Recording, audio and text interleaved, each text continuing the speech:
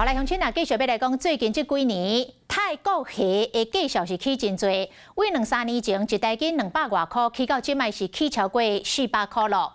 互一寡钓虾仔场甲卖活虾的餐厅化艰苦，讲生意是愈来愈歹做。啊，饲虾仔业者嘛讲因真艰难，因为气候的变迁，甲虾仔的品质无好，即卖泰国虾嘛真歹饲。 香港的泰国虾肉一 Q 个甜，互人看了是脆软插插的。不过即马若要买，恐惊是买袂落手，因为愈来愈贵啊。菜市仔卖拢400-500块啦。钓虾场的业者是真有感觉，愈来愈高的成本反映伫咧消费者的身上。消费者若是无接受，有真侪钓虾场就拢收起来啊。啊，若有经落来的，嘛是真辛苦。 俩长布袋安尼啦，就无差100块有的啦，嘿，基本就去收。泰国虾价数是一直咧起，2021年一台斤约搁伫咧29到32之间，2022年就到390，到旧年已经冲破400，即马一台斤是435块，未来恐惊敢若会愈来愈贵。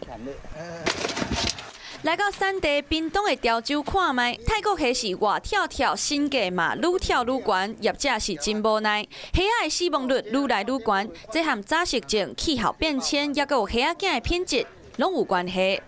要会较早变体，所以温度用了伤过悬，还佫有一种种母在选种的时阵处理了无好。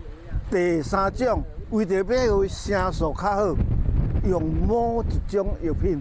另外就是说，它在泰国虾它的种，它因为近亲繁殖的关系，它基因有弱化。为着要解决问题，目前农业部正在培养优良的虾仔来改善困境。不过现阶段，若是民众想要食泰国虾，恐惊是要开袂少钱。